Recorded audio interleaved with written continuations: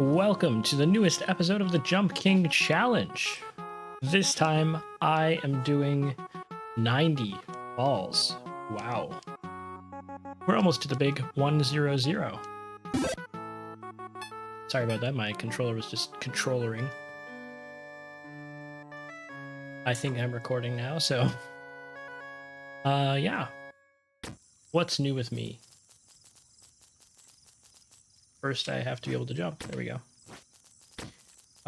This is definitely the closest video to the actual air date. Probably this is coming out about a month after I recorded it. And this is good news because it means I'm making progress on other things. I have a challenge video that I've been making this week, and apparently it made me worse at Jump King, but it will be coming out probably before this video, which is kind of ironic. But I'm on, I think, day 6 of the challenge. And I did have some major setbacks because I've been not feeling so well. But I decided to just roll with the punches a bit and do a Jump King video when I had some downtime today, because my skill level has been on the decline apparently. So it'd be good if I freshened up my muscles a bit. In any case, the challenge week has gone well, I think. I've been thinking about how I'm going to narrativize it a bit. The one issue is that it is similar to like other kinds of things that you try to impose on yourself, where it becomes more difficult after, day 4, something like this. Some people struggle with the initiation of things. Some people struggle with the second time. For me, it's like a bit at the midpoint where things get really problematic. In any case, I do have some new questions because one of my videos was recently watched, at least recently in terms of this time, and I've got some new questions to deal with, so I'm going to. That's actually kind of what spurred me to make this one. So one of them is, what are your controversial popular culture or movie hot takes? For those of you who don't know, I've been watching a lot of movies this year. Basically, once a week I'm watching 2 movies. I got a WhatsApp message. Whoa. Anyways, my popular culture movie hot takes. And I've been watching lots of movies. I've been watching like 2 every week with my good friend, my bestie Teo, who you may be familiar with if you watch videos on this channel. And so I have been watching plenty of movies to come up with weird and popular or critical hot takes about. So I'm here for it. I'm going to start with some, like, just going after specific movies because I think that's fun. So I want to start by saying that I think Wings of Desire, hugely overrated film. Completely devoid of romance. It did not really hit well. The 2 things about it that were like good were like the weird homoerotic tension between the angels and the American angel who was just like a film director randomly. But honestly, it was just exposition for almost all of the movie. It was also a bit rapey, I would say. It wasn't quite appropriate in some ways. Yeah, not a good movie. Next I will come after Before Sunrise, which is revered as like a great romance movie. I couldn't even feel any chemistry between the actors in the movie. And it didn't have, like, it was just people, it was like people pretending to be smart. It's like the dangerous thing where like people like read AI and they go like, oh, that's really smart sounding. And that's kind of the vibe that the male lead gave, is like someone who thinks that he's very smart but is just devoid of brain. And that there really wasn't there wasn't like anything romantic going on. The concept is romantic. You meet someone on a train and you decide to spend the day together, basically.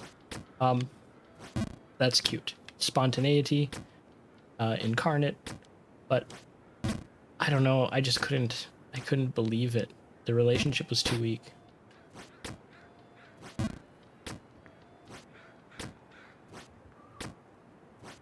Now, after this, I'm going to come to my more unspecific, more general critiques, because I think those are probably actually more fun for like a viewer to hear. So one, which I think is actually maybe changing in terms of how audiences feel about it now, but we'll see. I would say that there should be more sex in movies. Anora was a recently very successful example of this. But I think that there was like an overcorrection in Hollywood at some point. And it basically didn't make use of like what you can do on the screen with like actually romantic scenes. But also like the non-romantic aspects. Like these, like there's cinematic potential for depiction that is just like has been underutilized, underexplored. I am really happy with me landing on that pole twice in a row. It's crazy. But Anora is one such example that really delves into it. And I mean, I like films that have like taboo stuff, like crazy stuff, but also just like they aren't afraid of getting into any kinds of themes that I think are maybe exciting, like just thrilling. Like we watch movies to feel something, probably, or to have an experience that is unique or interesting. And this is something that I feel like American cinema has really poorly utilized. Maybe French cinema has overutilized, but in any case, I've actually been wanting to watch a lot more of those movies, so I got a bunch. And I'll tell you how it goes later on. Another one of my takes is that this is like a pop culture take, for sure. People don't really do hobbies in a way that makes sense. And when I say that, I mean where it is something that is actually a hobby as like a habit. Like there are some people who do, let's say, play video games, and they play video games every day. I think that's a hobby. I think if you do something weekly or monthly, that could also be a hobby. But I think a lot of people misrepresent themselves and their interests at times by not really being honest with themselves about what they do.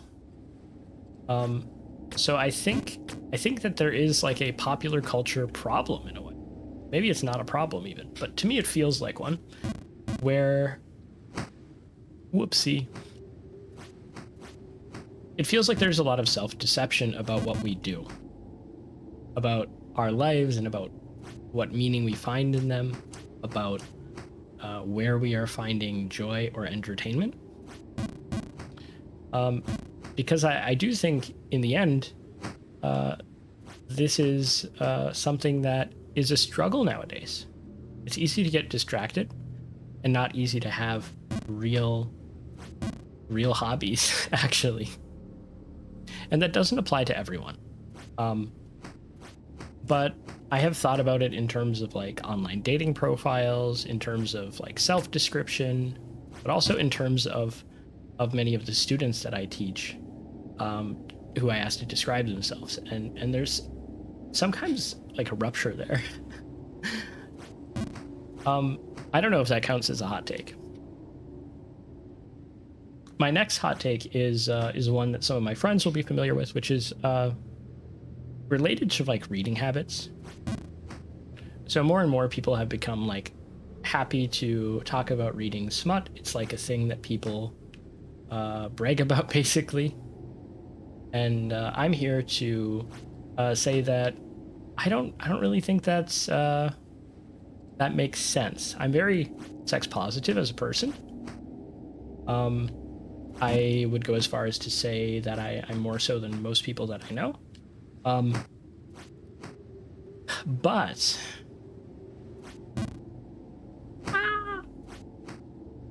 I think there's a difference between like sharing your intimate habits that maybe you don't tell any of your friends, or maybe you do tell your closest friends or family, I guess, but maybe are not things that you should share for the sake of public decency with other people. And I think that this is not a matter of like gendered politics of hobbies or something like this. I really don't think it is that. I don't remember if I go left or right. I'm gonna go left. Left was wrong, guys. We're at 20. But I do think that there is like a co-option of this discourse. So people are very actively trying to mobilize a discourse to argue that talking about their masturbatory habits is actually somehow a form of like feminist liberation, or that the people who speak out against this are actually upholding patriarchal normative structures and things like this. But honestly, I don't think that's the case. Because I don't think the heteronormative structure or patriarchal structure actually encourages people to talk about those things. And I think it's actually within good reason. Like, I think there are reasons for why this occurs. And I don't think that we should immediately be critical of them without thinking about why they actually exist in the first place. So, like, what is it that makes it so that these things are not normally shared or talked about with others? And the answer is pretty simple. It makes other people think of you in that way. It produces yourself as a sexual agent to them, and it provides context for them to then see you in that light. And there are many public situations where that may be inappropriate. And a great example of that would be in the classroom. So in the university classroom, when someone tells you that they enjoy reading smut in class, and it's not part of the academic stuff, it's more like personal information that's being shared, you are inviting a discourse on your personal habits, but you're also creating a space for these kind of personal sexual discussions that are then enmeshed in a kind of voyeuristic and power dynamic exploitative scenario, because you force the lecturer to either enable this or to disable it. And if they enable it, it comes at the risk of really abusing those problematic relationships that could occur, in a sense. But also, it threatens to undermine the comfort of other students and of the lecturer themselves, whom themselves might be uncomfortable. But not only that, oh no, that was a really painful fall, guys.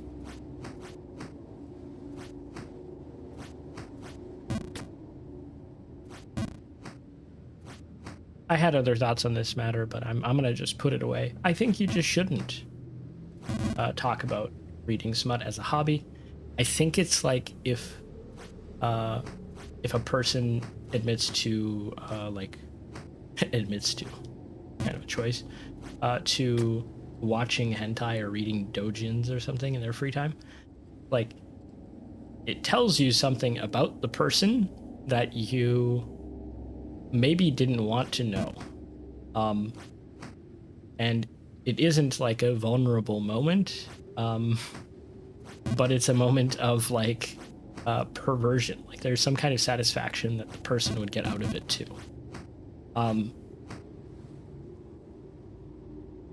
That's my view on that.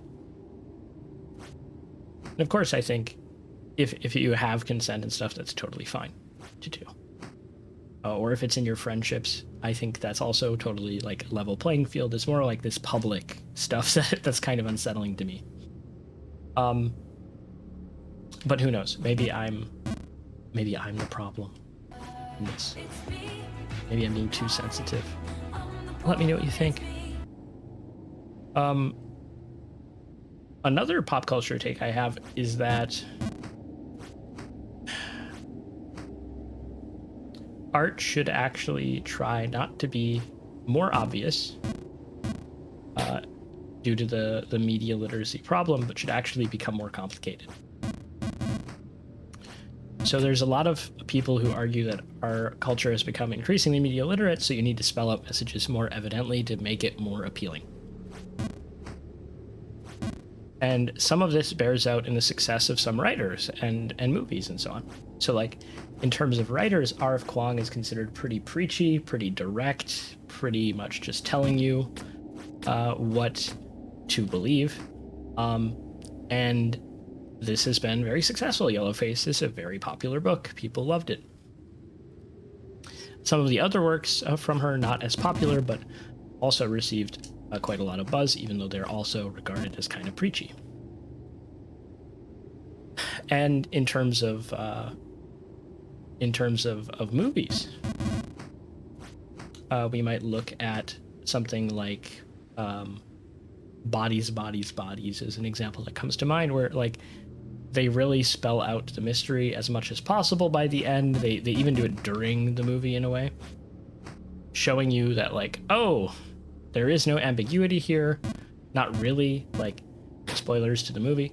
Like, people are accidentally harming other people. And that's kind of the premise, right? And they're overreacting and so on. Like, they're kind of leading themselves into the situation. It's not the problem that's the problem, it's the reaction to the problems that causes problems.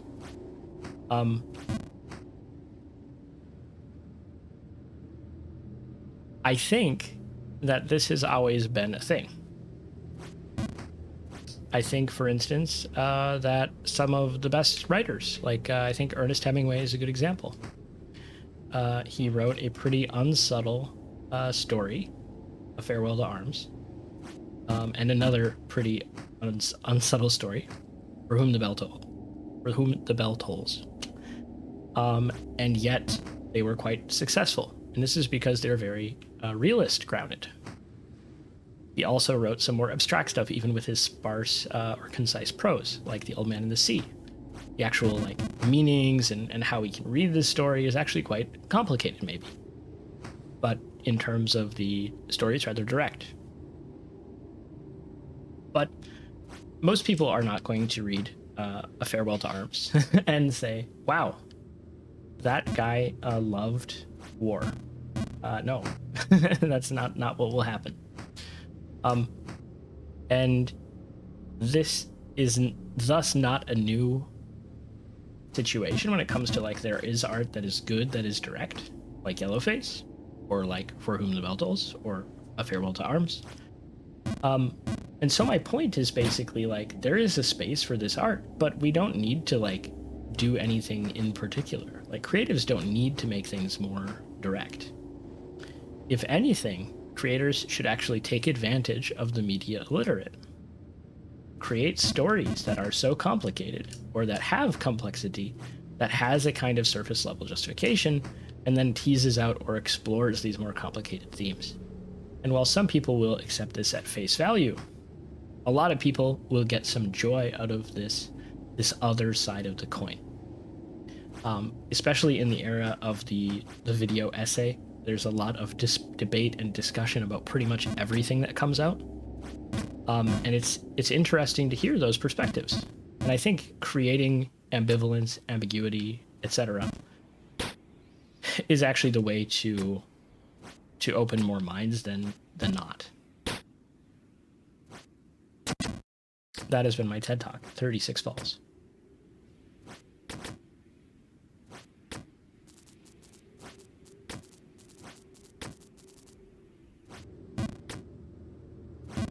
don't know what that was. I'm trying to think if I have any other controversial pop culture takes. I think video games are probably bad for people. I think that weed is probably going to be damaging for society, just like alcohol is. I think that even with that in mind, it should all just be legal. I kind of take like a center path there, I guess. Like, what are the raging popular culture questions and problems of our time?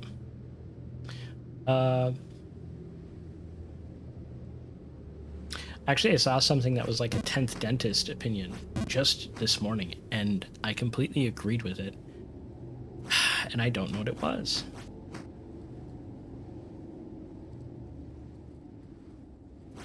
I almost want to check. Waiting for the wind to move.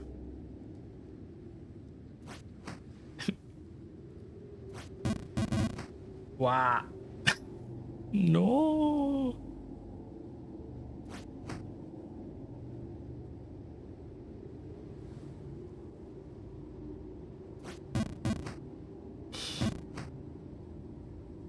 I'm just struggling against this wall right now, guys.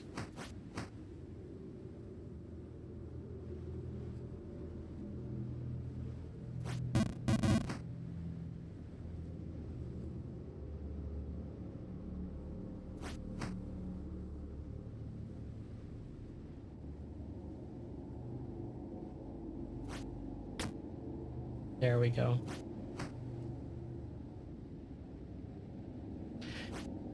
Oh, that was tough. I'm gonna pin on that question now. I think that's okay, but I might have more. I'm not sure. Lord on Earth.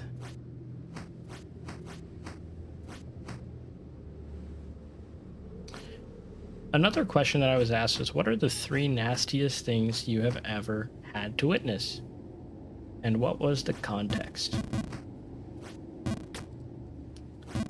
Well, I'm going to start by saying witness is a really good word to use here.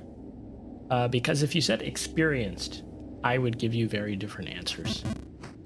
And I would give you different answers because they would be related to like dreams, or they would be related to like things that I found nasty about myself, or about, you know, the human body or something that are more personal but not witnessable, like internal things, you know, stuff like that. And so I'm happy that it's a witness because it externalizes it, but it also makes it a little bit hard. I already am unsure of where to begin with that. I think one was when I was living with my older sister, and my ex at the time, and I think my sister's ex fiance, and we had this fly problem. We had like little fruit flies, and I don't like fruit flies at all. We got fly tape, you know, we did things to get rid of them. But they kept coming back. And we cleaned stuff, you know, we tried to make sure that everything was nice. And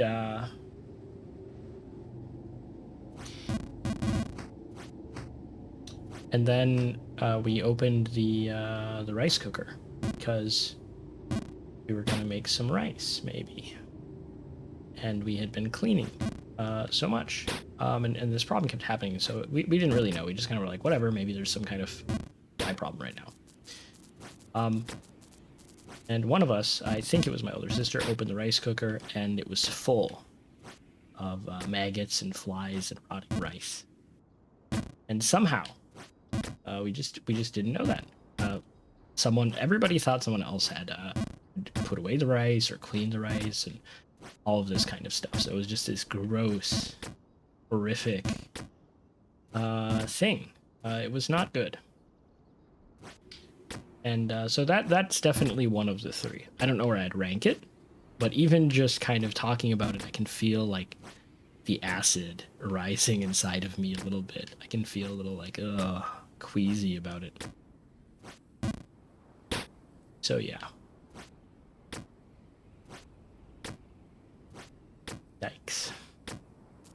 Second one.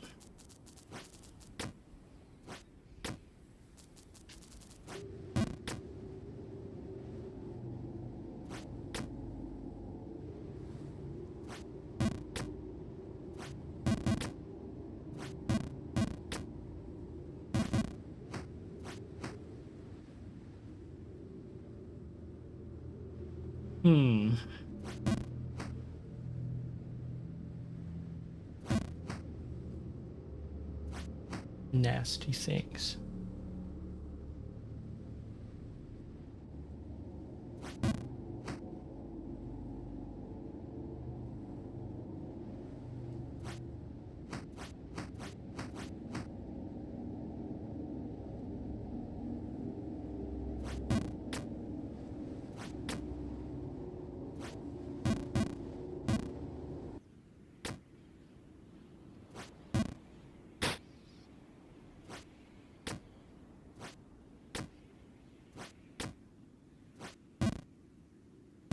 No. We're at 48 falls and all my hope is over. I'm trying to think of nasty things, but I can't.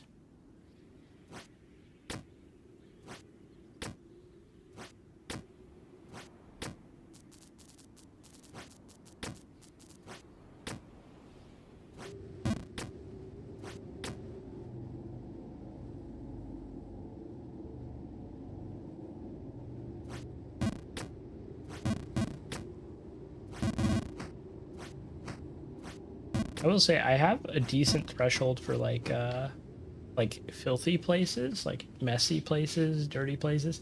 Part of that is because I am a little bit messy still to this day.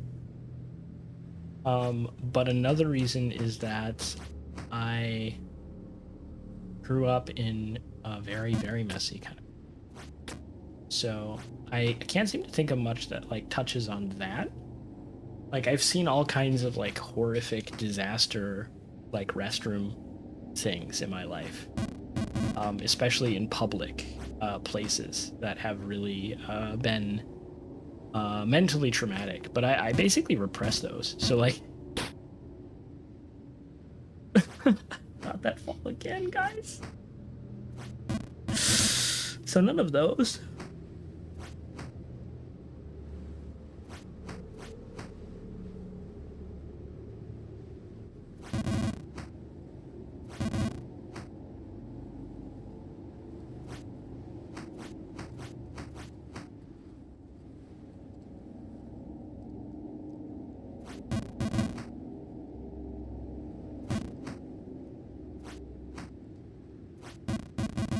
I am really happy. I jumped there. I don't know why, but I'm really glad that it did not screw me, because that would have been painful.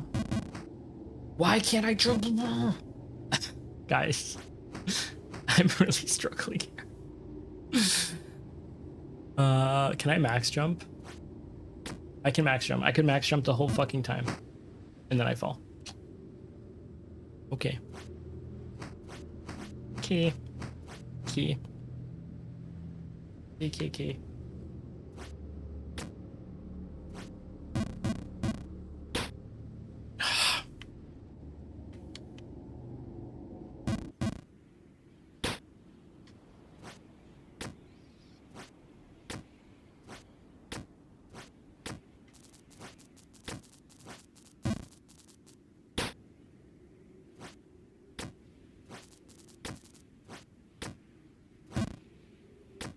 Guys, I don't know if I'm ever getting out of this zone, I swear. This has been the hardest zone for me by far. And like, is it ever going to end?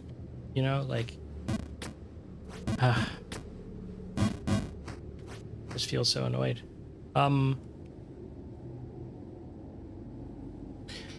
What else is nasty in this world? So much. I keep thinking of like weird examples that I think to myself like, that isn't that gross. Like I remember this time when a student in my middle school, when I was in middle school, when they faked vomiting and they like had mixed nacho cheese with a bunch of stuff and they just like put it in their mouth and then spit it out, and I watched them do this, and the teacher like realized they were faking, and I was just like, what? And I thought it was gross, but like it isn't that nasty, right? It's more just like funny and weird. Like you're just like, why did somebody think that would even work?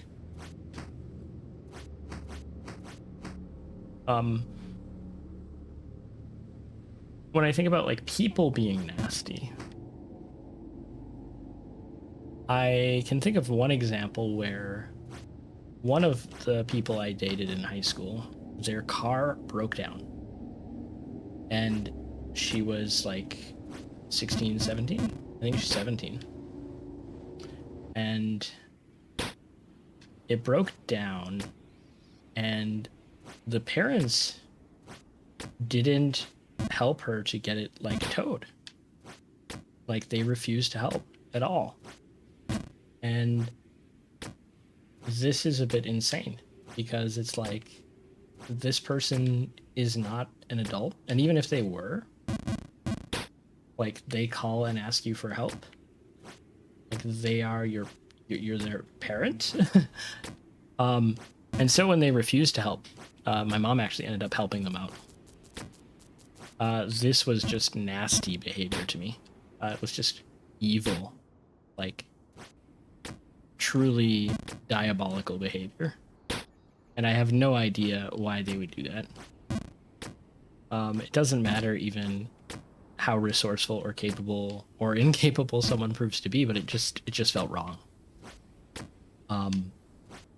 And I think my mom agreed because she helped in that situation. She basically got the car towed and all that sort of stuff. Really helped them out. So that was nasty.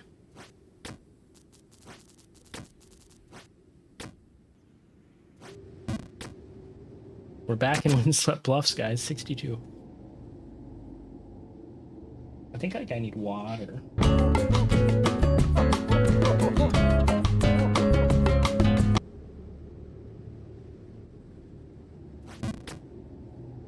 Okay.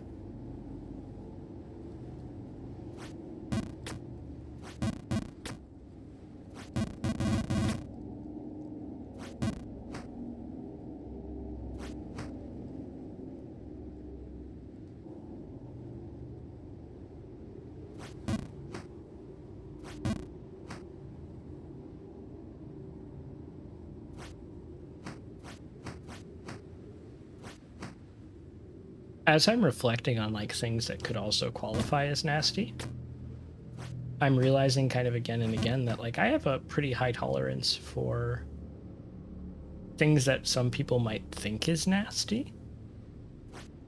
Like I had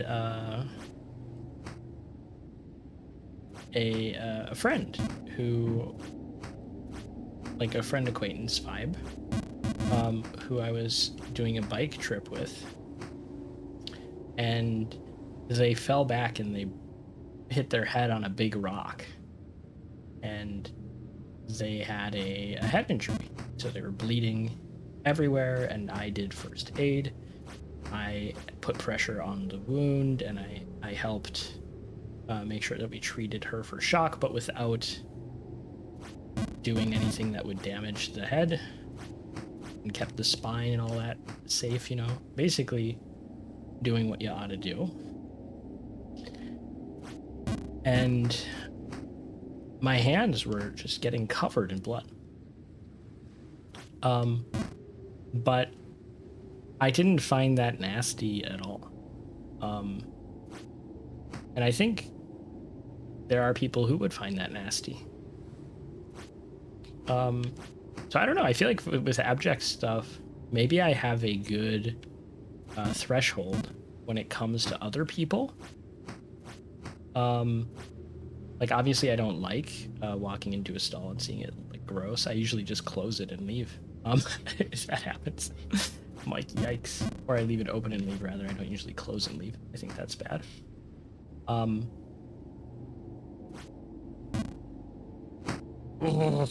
I almost fell all the way down again, guys. Maybe I just need to care less. So we're gonna try that. We're gonna try loosening up. 64 falls. Caring less. And trying to think of nasty things. I could have prepared for this question. I sometimes prepare, guys. But this time I was like, I'll think of them so easily. I did not think of them so easily at all.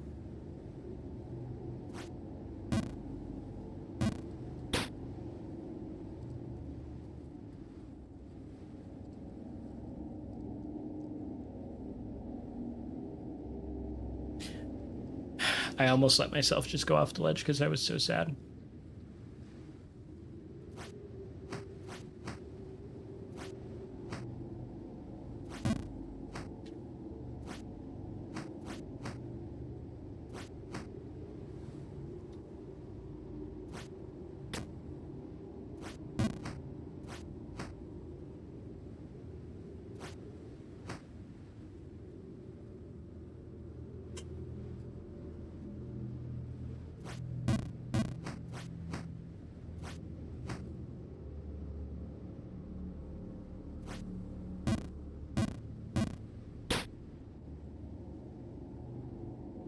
Insanity is when you try the same thing over and over again and you expect a different result.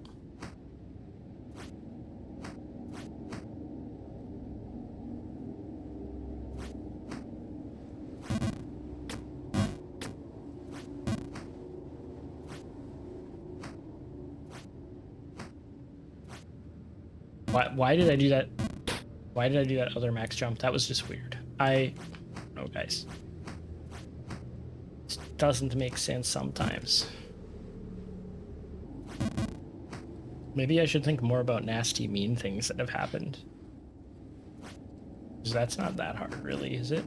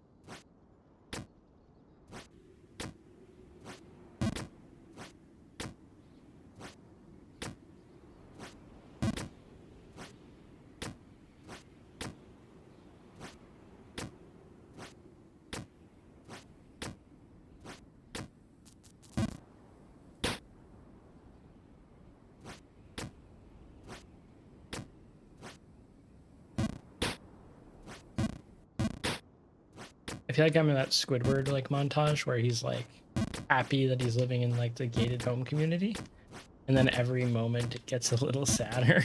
I'm just like, oh no.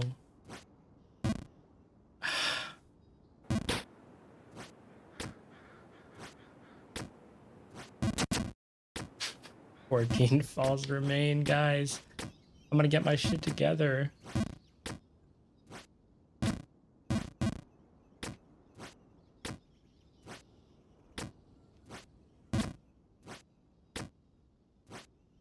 Look at how smooth it's going.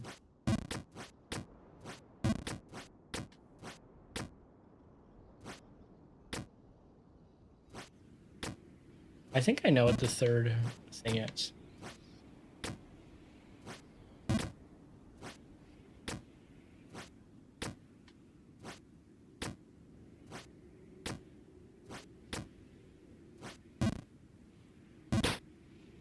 Actually, no, it wasn't that disgusting or nasty to witness.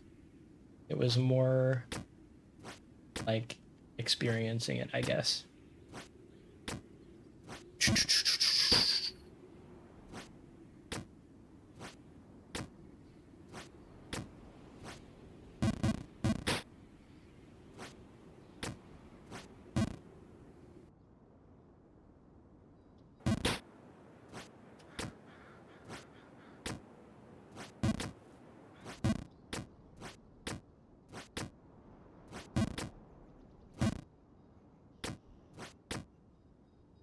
This is gameplay, not commentary.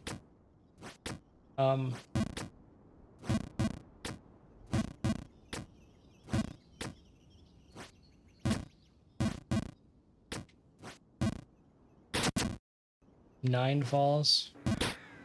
8 falls. That wasn't even meant to be like even close to a fall. Like I didn't even mean to jump. Not that I really ever mean to fall. Like I just happened to do it. Thank God.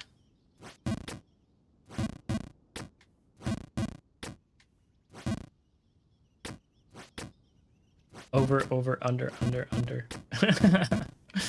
Just undershooting for days. I bet you that was like the right amount. Okay.